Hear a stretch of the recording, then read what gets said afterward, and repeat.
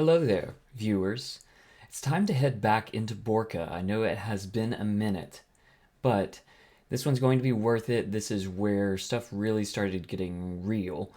There's going to be a dragon, and there's going to be an encounter with one of Borca's Dark Lords. Before we get going, just a reminder that the party consists of Lady Camellia Praetorius, a Firbolg druid, Circle of the Stars, Lord Reth Nobriskov, a member of the Nine, and a Tabaxi warlock, Hexblade. Professor Zatan Graves, the only not noble, but sponsored by the Avliskova house. He is a reborn warlock of the Great Old One. Lord Light Ritter, a human bard of creation. Shall we begin? Session 8, or Session 10 by the YouTube count, Owl. Friar Merrin approaches the investigators with a new development, a ransom letter for Ghislaine, requesting that Zatan show himself at the Owl's Roost nearby.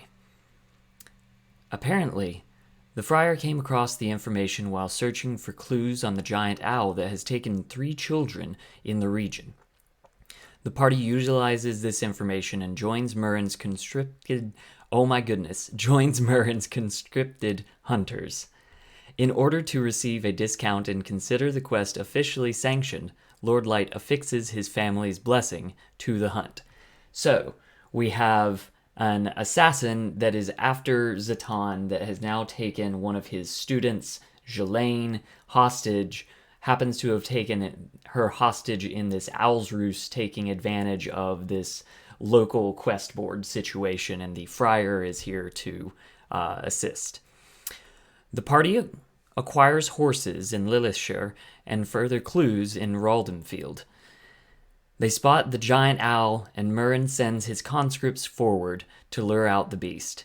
Before long, they arrive at the Waterfall Cave on Baritsi land. One conscript is dead, while the other, a fashionable but poor half-elf woman named Olga, is gravely injured. The party commands Jaxi and Merrin to move forward into the cave and defeat the owl. Reminder that Jaxi is a green kobold who turns into a dragon-wing bow at night. The owl is only an illusion cast forth by an emerald dragon only Reth has heard fables of. The party charges in, only to be pushed back by the dragon's lair acting on his whims. They see all 3 children alive and well, more or less enjoying their time playing in Harold's lair, as the kids call him. Light looks back at the injured Friar Merrin, who spews very un-orc-like green blood. "Podling!" he shouts, because we're after 4 missing podlings who at any point could turn into body stealer plants and plant themselves and further start taking over the populace. Merrin is indeed a podling and intended to use the Owl's Roost as a planting ground for the next body taker plant. With the jig up, he turns his Ezran soul magic on the party. Ezra is the god of Borca and a lot of the Ravenloft lands. Zatan quickly dispatches the weakened plant person, who dissolves into a green slurry. Harold, the Emerald Dragon, fights the party with illusions, invisibility, tooth and claw, and a debilitating psychic breath. The attuned magics of his lair briefly turn Jaxi against the party. Reth begins making a run for the children, while Light creates combatants and clears obstacles with his songs. Camellia holds her own with Starlight and Fire. As Harold moves to keep the children in his lair, he unleashes a mighty breath against all of them. Jaxi takes the full brunt of the blow, his mind scrambled and filled with draconic visions. Jaxi dies. Zatan makes his way into the cave and forms an illusion of himself, still wondering where the assassin Zibs is in all this mess. Reth has to use his icy tomb to recover before hiding himself and 2 of the children in darkness. Lord Light is on his last legs When Harold seems intent on flying away with the last child, Camellia uses Earthbind to keep the dragon grounded. Pitying the monster but seeing no way out, she ends his life with a calming starlight that seems to bring him joy in his final moment. The lair is clear, and the children are safe, though it costs 3 lives. Reth and Light quickly loot the left-behind gear of Bogmir Baritsi, as well as the 4,400 gold pieces worth of emerald shards. Suddenly, Zibs is heard from a dungeon door at the back of the cave. Our assassin is still here. He tells the group they have 1 minute to send in Zatan, otherwise Jelaine will succumb to his poison. Reth and Light back out, but Zatan is intent on facing his assassin. Camellia won't let him go in alone, and transforms into a snake on his collar. The two descend. Zibs is surprisingly willing to negotiate. Zatan cautiously meets his terms, while psychically whispering to Camellia to be ready to strike. At the price of his hands being covered in anti-magic mittens, he learns the assassin's employer, Mammy Olzanik. In the very first session, the group killed Nigel Olzanik, who was being overtaken by a neckricker, and it seems that the Olzanik family holds a grudge. Mammy Olzanik incensed at the death of her son Nigel by Zatan's hand.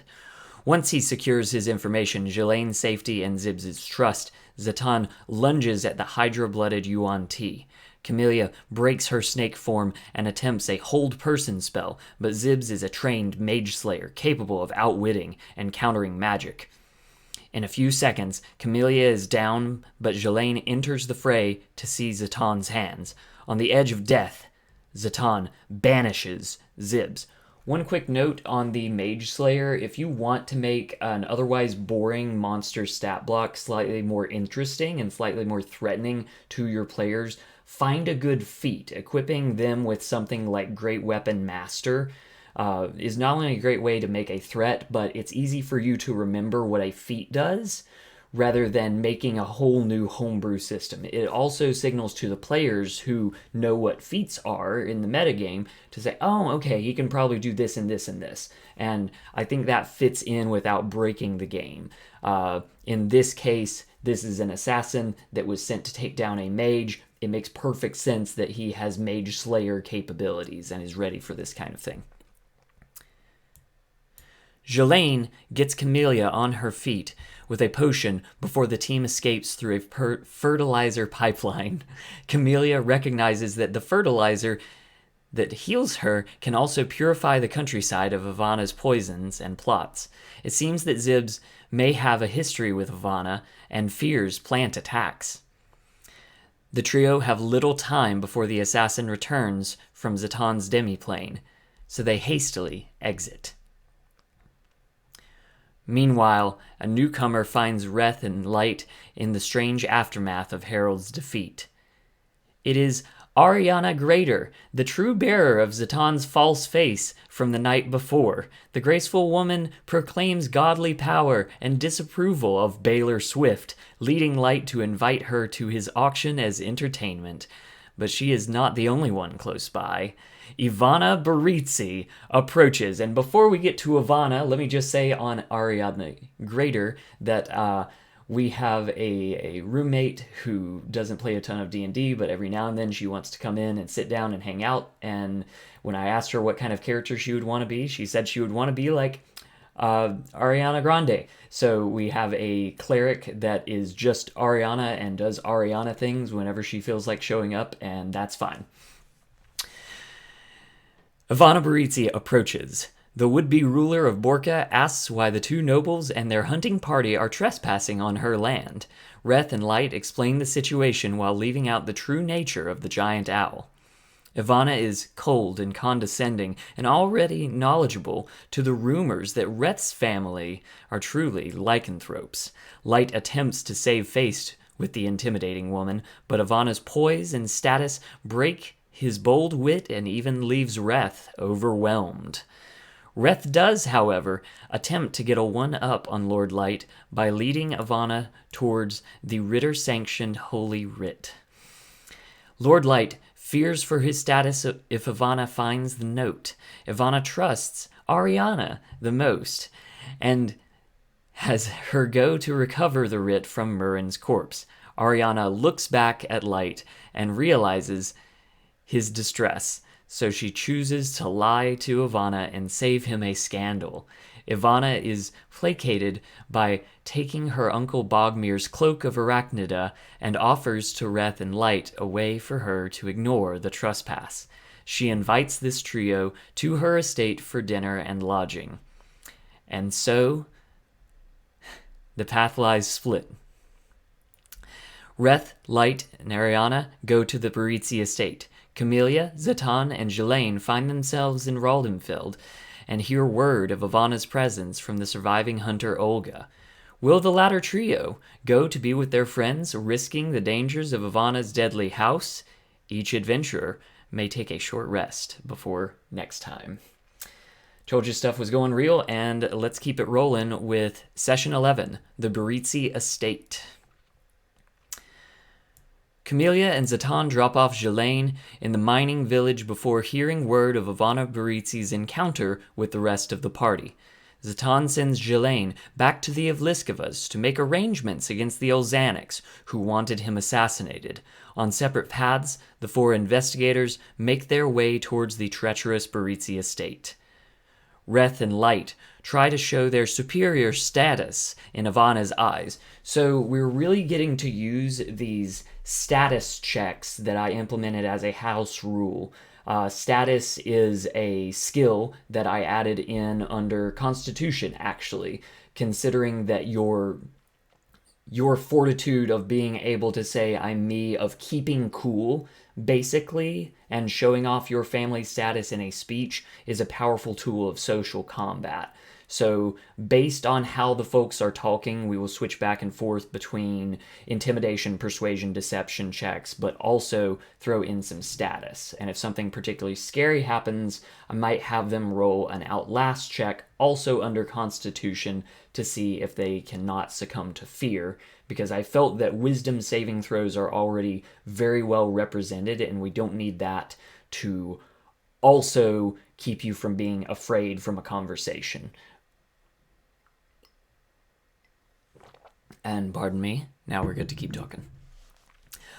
Light seems to be faring favorably, despite his distaste for Ivana. That's different. When Camellia and Zatan catch up, Ivana immediately sees through Zatan's magical disguise. Genefa, the revived Minotaur nun, stumbles onto the path bearing gifts from the Pietata house. Zatan stealthily seizes a letter Genefa drops from her basket. Genefa is the nun that attacked them while being mind-controlled in the first session, and she is now their friend because they revived her. The letter is from Lady Pratima Pietruta, apparently thanking Ivana for her guidance on the Pietruta family matters and an endearing word to Darsan. Camellia notes that Genefa's basket also contains the poison dagger Darsan carried at the false auction. Genefa is able to give Ivana the gift basket, absent the letter. So we have threads coming in from the party's past. They're weaving together, and what I wanted is for them to all weave together towards the two Dark Lords of the land, Ivana Baritzi and Ivan Delisnia. So all of that is working out great. The party is getting in on the little schemes with things like, let me steal this letter when you drop the basket. That's wonderful, exactly the kind of thing we want. The group passes through the entrance of the estate, which includes thorny roses covering spiked fences, a pair of half-trolls at the gatehouse, a treant and direwolf watching over the greenhouse, homunculus workers, and a series of burial monuments surrounded by useful but suspicious blooms. Reth is particularly wary of a statue to Ivana's great-grandmother, a druid who rivaled the Praetorius mages, and who Reth suspects was a vampire. We've added in hints from the lore of Borca that the Baritzis and maybe the Lisnias were helping out Strahd von Zarevich. So that has kind of culminated in a metagame suspicion by the players that the Baritzis might actually be vampires, which completely not true, but I am I'm fine with them thinking that and going down that red herring. Hi, that's not the case if you're my players watching this video. Thank you. After wandering through the grounds and the foyer, the four sit down for a magical three-course meal. Ganefa is sent to help the homunculus and mephits in the kitchen. Camellia thinks to cast Detect Poison at the table before Ivana's arrival. Very powerful spell in this setting. And discovers that the condiments, courses, and hostess herself all contain some form of poison. Light takes on much of the risk for the team, tasting each of Ivana's recommendations without added fortitude. In other words, I had little helper cards with all of the different poisons and effects that Ivana could do to you. And some of them were maybe beneficial. I had one called Rumor Tea that would actually add a d4 onto your charisma checks, but it would give you -10 to your initiative. So in a way, it's kind of Ivana prepping everyone up to not fight, to not want to fight, to want to stay here and keep talking so that she can get more secrets and rumors. So they all kind of work like that. This section was very long, very drawn out. I did some George R.R. Martin describing of the food, also to get some of that, Hannibal Lecter stress on the table. But don't worry, no one was cannibalized. Oh, and Lord Light, when he was taking these cards, he, as a player and as a character, I think too, was like, no, I want to know what all this stuff does. I will take these and ignore my saving throw. I will choose to fail so that we can know what these things do. And that was very, very fun to just kind of hand him cards and say, now this is happening to you, now this is happening to you, and everyone else could take notes and say, okay, maybe I will drink the rumor tea now that we know what that does. While some of the concoctions could be said to be handy in social situations, even the worst are quite benign, and Ivana seems to be toying with the group. None of them expect the poisoned steam arising from the second course's unveiling, infecting them all with a potent effect yet unknown. This is Ivana's whisper, which is actually mentioned in the Van Richten's book. At dinner conversation, Ivana seems keen on learning the goings-on with each traveler's house and business, while Ivana gleans some information and seems to already know a bit about the group's travels. The group learns some of Ivana's affairs. Apparently, she is being courted by both Ingvild Aukretir and Darsan Pietrita. She is alone in her estate aside from her non-humanoid servants, homunculuses and all that jazz, and she holds quite a bit of contempt for her cousin Ivan de Lisnia. Had her father, Klaus, not named Ivan his successor just before his death due to an accident that took all of the Baritzi family except Ivana, Ivana would have been the natural heir and Duchess of Borca. Ivana does not seem hostile towards the group, is entertained by their disrespect towards Hadriana Tatena, and leans toward offering aid with the oysters required from the Aukretir lake. Dinner concludes and the four head to bed. What nightmares await them as they sleep within these cursed walls? Thank you so much. Check out the next Borca video if you are interested. That is all for now. Bye-bye.